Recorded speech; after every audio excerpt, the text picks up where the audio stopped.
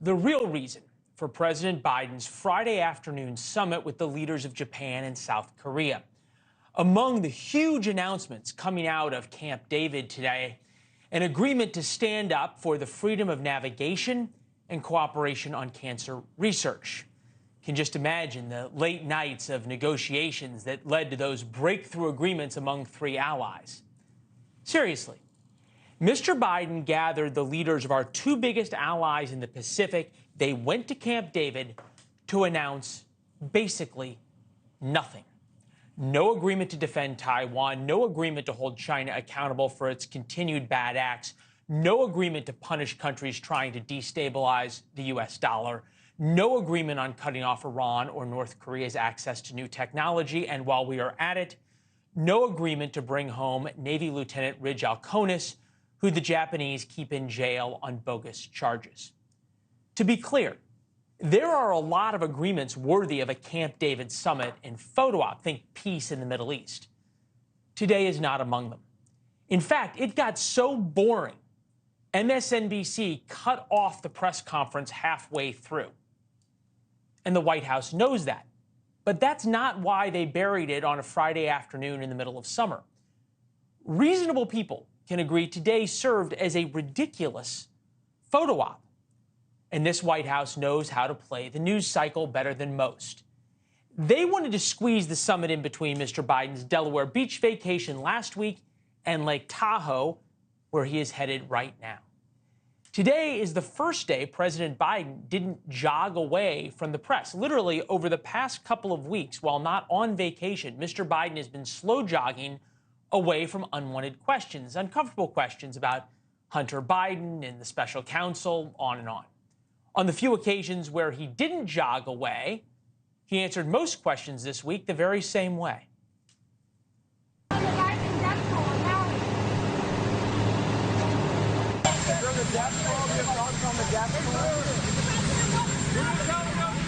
you tell us about your Hawaii trip, sir?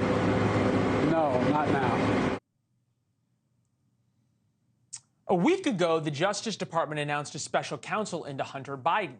And today, Mr. Biden, Hunter's father, finally had to answer a question about it. With regard to the second question, I have no comment on any investigation that's going on. That's up to the Justice Department, and that's all I have to say. Having two world leaders next to him makes it a lot easier for Mr. Biden. The foreign press will ask policy questions that won't matter, and the American press only gets a couple of questions. Mr. Biden's meetings his meetings with the press, shall we say, come less often than full moons.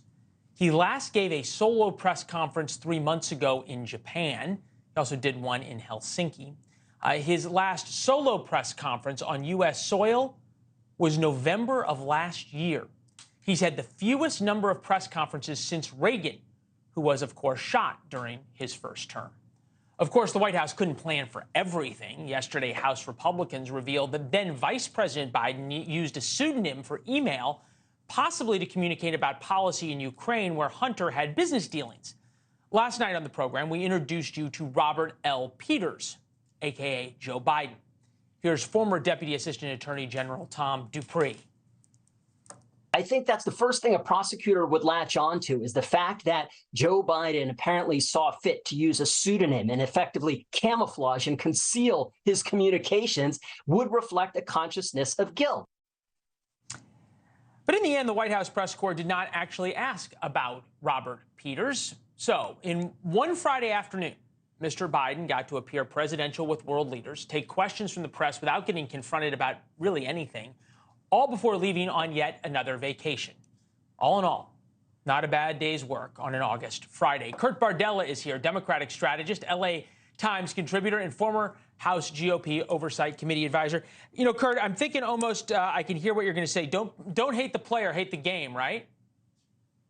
Yeah, I mean, sounds like it's a good strategy. I mean, he got to, like you said, he got to look presidential up there with world leaders. He avoided any scrutiny and difficult questions about Hunter Biden, about activities when he was vice president. I don't begrudge him for having a strategy that's worked. I mean, I think that's a pretty smart way to play it, actually.